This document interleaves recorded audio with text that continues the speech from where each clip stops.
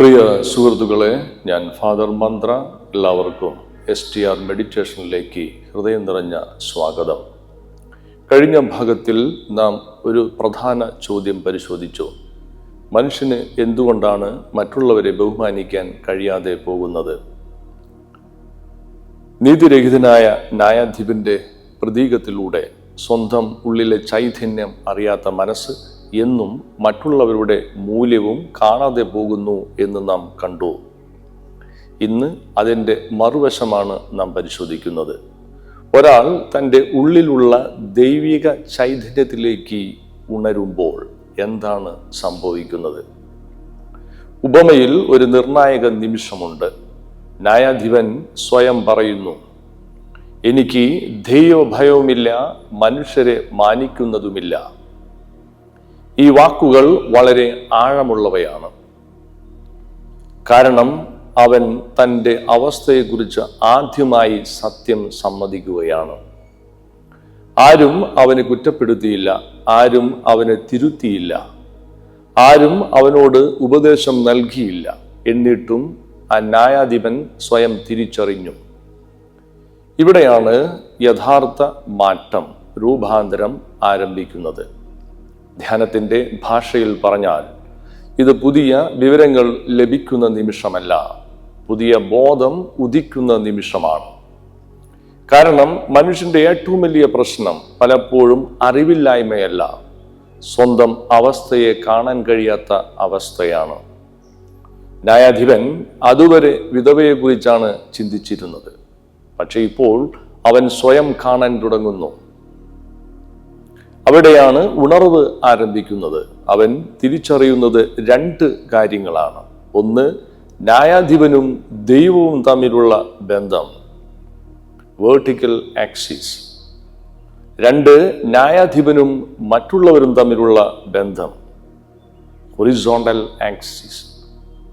ലംബബന്ധം മനുഷ്യനും ദൈവവും തമ്മിലുള്ള ബന്ധമാണ്. തന്നിലുള്ള ദൈവികതയും ദൈവ സ്വഭാവവും തിരിച്ചറിയുന്ന ബോധത്തെയാണ് അത് സൂചിപ്പിക്കുന്നത്. ഇതൊരു മതാചാരമോ വിശ്വാസ പ്രഖ്യാപനമോ അല്ല. മനുഷ്യൻ തൻ്റെ അസ്തിത്വത്തിൻ്റെ, അതായത് ജീവിതത്തിൻ്റെ ഉറവിടവുമായി എങ്ങനെ ബന്ധപ്പെട്ടിരിക്കുന്നു എന്ന ചോദ്യമാണ്. ന്യായാധിപൻ ഒരു പ്രത്യേക നിമിഷത്തിൽ തിരിച്ചറിയുന്നു, താൻ വെറും ഒരു ശരീരമല്ല, വെറും ജൈവ പ്രക്രിയകളുടെ ഫലമല്ല. തൻ്റെ ജീവിതം വലിയൊരു യാഥാർത്ഥ്യവുമായി ബന്ധപ്പെട്ടിരിക്കുന്നു. ബൈബിൾ ഇതിനെ ദൈവഭയം എന്ന് വിളിക്കുന്നു. ഇവിടെ ഭയം എന്നത് പേടിയല്ല, ദൈവത്തോടുള്ള ആദരവാണ്, വിസ്മയമാണ്, വിനയമാണ്. ഈ ബന്ധം ദുർബലമാകുമ്പോൾ മനുഷ്യൻ ക്രമേണ ദൈവ കേന്ദ്രിത ജീവിതത്തിൽ നിന്ന് സ്വയം കേന്ദ്രിത ജീവിതത്തിലേക്ക് വഴുതി വീഴുന്നു. അവൻ്റെ ചിന്തകളും ആഗ്രഹങ്ങളും അഹങ്കാരവും ജീവിതത്തിൻ്റെ അളവുകോലായി മാറുന്നു. അപ്പോൾ അവൻ തൻ്റെ പൂർണ്ണത പുറത്തുള്ള കാര്യങ്ങളിൽ അന്വേഷിക്കാൻ തുടങ്ങുന്നു. വിജയത്തിൽ, സമ്പത്തിൽ, അധികാരത്തിൽ, അംഗീകാരത്തിൽ. എന്നാൽ ഇവയൊന്നും മനുഷ്യ ഹൃദയത്തിൻ്റെ ആഴത്തിലുള്ള ദാഹം പൂർണ്ണമായി ശമിപ്പിക്കുകയില്ല. അതുകൊണ്ട് ലംബബന്ധം എന്നത് ദൈവത്തെക്കുറിച്ച് അറിവ് നേടുക മാത്രമല്ല, ദൈവത്തിൻ്റെ സാന്നിധ്യത്തിൽ ജീവിക്കുകയാണ്. അപ്പോൾ ജീവിതം ഒരു അവകാശമല്ല, ഒരു ദാനമായി അനുഭവപ്പെടുന്നു. ന്യായാധിപൻ സമ്മതിക്കുന്നത് ഈ ബോധം തൻ്റെ ഉള്ളിൽ നഷ്ടപ്പെട്ടിരിക്കുന്നു എന്നാണ്. പക്ഷേ അവിടെ മാത്രം അവൻ്റെ തിരിച്ചറിവ് അവസാനിക്കുന്നില്ല. അവൻ രണ്ടാമത്തെ കാര്യവും കാണുന്നു, മനുഷ്യരെ മാനിക്കുന്നതുമില്ല. ഇത് തിരശ്ചീന ബന്ധത്തെക്കുറിച്ചുള്ള തിരിച്ചറിവാണ്. മനുഷ്യരായ നാം ഒരിക്കലും ഒറ്റയ്ക്കല്ല ജീവിക്കുന്നത്. ജനിക്കുന്ന നിമിഷം മുതൽ ബന്ധങ്ങളിലൂടെയാണ് നമ്മുടെ ജീവിതം രൂപപ്പെടുന്നത്. കുടുംബം, സുഹൃത്തുക്കൾ, അധ്യാപകർ, സഹപ്രവർത്തകർ, സമൂഹം, ഇവയെല്ലാം നമ്മുടെ ജീവിതത്തിൻ്റെ ഭാഗമാണ്. അതുകൊണ്ട് മനുഷ്യൻ ഒരു ഒറ്റപ്പെട്ട വ്യക്തിയല്ല, അവൻ ബന്ധങ്ങളുടെ ഒരു ജാലകത്തിനുള്ളിൽ ജീവിക്കുന്ന സത്തയാണ്. ഈ തിരശ്ചീന ബന്ധം എന്നത് മറ്റുള്ളവരോടുള്ള നമ്മുടെ സമീപനമാണ്. അവരെ നാം എങ്ങനെ കാണുന്നു, എങ്ങനെ കേൾക്കുന്നു, എങ്ങനെ സമീപിക്കുന്നു, എങ്ങനെ പ്രതികരിക്കുന്നു എന്നിവയെല്ലാം ഇതിൻ്റെ ഭാഗമാണ്. ഈ ബന്ധത്തിൻ്റെ ഗുണനിലവാരം മനുഷ്യ ജീവിതത്തിൻ്റെ ഗുണനിലവാരത്തെ ആഴത്തിൽ സ്വാധീനിക്കുന്നു. കാരണം ജീവിതത്തിലെ ഏറ്റവും വലിയ സന്തോഷങ്ങളും ഏറ്റവും വലിയ മുറിവുകളും സാധാരണയായി ബന്ധങ്ങളിൽ നിന്നാണ് വരുന്നത്. ഒരു നല്ല വാക്ക് ജീവിതം മാറ്റാം. ഒരു അവഗണന വർഷങ്ങളോളം വേദനിപ്പിക്കാം. ഒരു സ്നേഹപൂർവമായ സാന്നിധ്യം ഒരു മനുഷ്യനെ ഉയർത്താം. ഒരു നിരാകരണം അവനെ തകർക്കാം. ഇതാണ് തിരശ്ചീന ബന്ധങ്ങളുടെ ശക്തി. മനഃശാസ്ത്രം പറയുന്നത് മനുഷ്യ മസ്തിഷ്കം അടിസ്ഥാനപരമായി ബന്ധങ്ങൾക്കായി രൂപപ്പെട്ടതാണ് എന്നതാണ്. ഒരു കുഞ്ഞിന്റെ മസ്തിഷ്കം പോലും സുരക്ഷിതമായ ബന്ധങ്ങളിലൂടെയാണ് ആരോഗ്യകരമായി വളരുന്നത്. കേൾക്കപ്പെടുമ്പോൾ, സ്വീകരിക്കപ്പെടുമ്പോൾ, ബഹുമാനിക്കപ്പെടുമ്പോൾ മനുഷ്യന്റെ ആന്തരിക ലോകം സ്ഥിരത നേടുന്നു. അതുകൊണ്ട് തിരശ്ചീന അച്ചുതണ്ട് വെറും സാമൂഹിക ഇടപെടലുകളല്ല, മനുഷ്യന്റെ വളർച്ചയുടെ പ്രധാന വേദിയാണ്.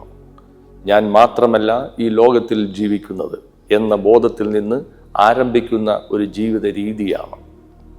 മറ്റുള്ളവരുടെ സാന്നിധ്യത്തിന് ഇടം നൽകാനും അവരുടെ ശബ്ദം കേൾക്കാനും അവരുടെ അന്തസ്സിനെ അംഗീകരിക്കാനും മനുഷ്യൻ പഠിക്കുന്ന ഇടമാണ് തിരശ്ചീന ബന്ധങ്ങളുടെ ലോകം.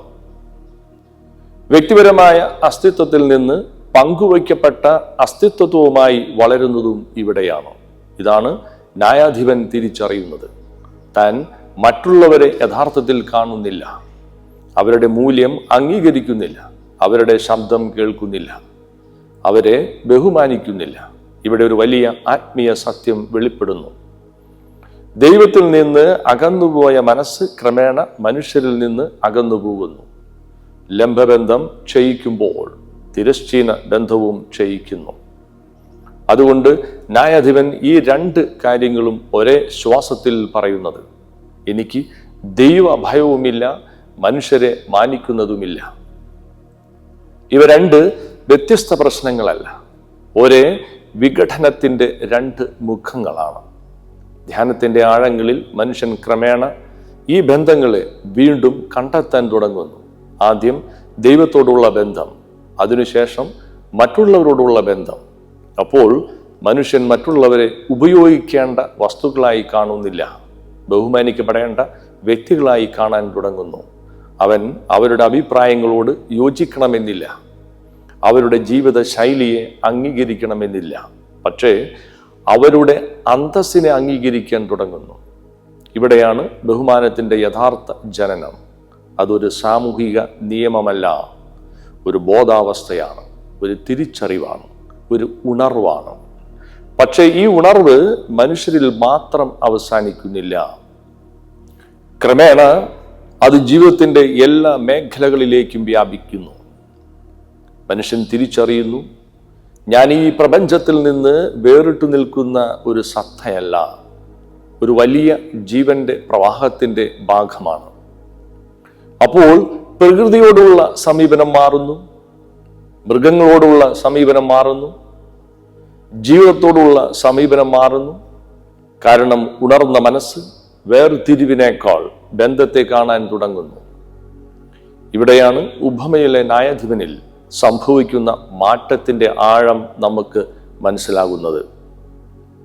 ആരംഭത്തിൽ അവൻ ആരെയും ബഹുമാനിച്ചിരുന്നില്ല, അവൻ അടഞ്ഞ മനസ്സിന്റെ പ്രതീകമായിരുന്നു. പക്ഷേ ഉപമയുടെ അവസാനം അവനിൽ ഒരു രൂപാന്തരം സംഭവിക്കുന്നു. അതൊരു വ്യക്തിയുടെ മാറ്റം മാത്രമല്ല, ഒരു ബോധാവസ്ഥയുടെ മാറ്റമാണ്. ജീർണതയിൽ നിന്ന് ജാഗ്രതയിലേക്കുള്ള യാത്ര, സ്വയം മറന്ന അവസ്ഥയിൽ നിന്ന് സ്വയം കാണുന്ന അവസ്ഥയിലേക്കുള്ള യാത്ര, ദൈവവിയോഗത്തിൽ നിന്ന് ദൈവബോധത്തിലേക്കുള്ള യാത്ര, മനുഷ്യരെ അവഗണിച്ച അവസ്ഥയിൽ നിന്ന് മനുഷ്യ ബഹുമാനത്തിലേക്കുള്ള യാത്ര. ഇവിടെ ബഹുമാനം പഠിച്ചെടുത്ത ഒരു ശീലം മാത്രമല്ല, ഉണർന്ന ചൈതന്യത്തിൻ്റെ സ്വാഭാവിക ഫലമാണ്. പ്രിയ സുഹൃത്തുക്കളെ, അപ്പോൾ ഒരു വലിയ ചോദ്യം ഇപ്പോഴും ശേഷിക്കുന്നു. ന്യായാധിപനിൽ ഈ ഉണർവ് എങ്ങനെ സംഭവിച്ചു? അവൻ്റെ ഉള്ളിലെ ഈ തിരിച്ചറിവിന് കാരണമായത് എന്തായിരുന്നു? ധ്യാനത്തിൻ്റെ ഭാഷയിൽ പറഞ്ഞാൽ ഉറങ്ങിക്കിടന്ന ബോധത്തെ ഉണർത്തിയ ശക്തി എന്തായിരുന്നു? അടുത്ത ഭാഗത്തിൽ നമുക്ക് കൂടുതൽ ആഴത്തിൽ പരിശോധിക്കാം. നന്ദി.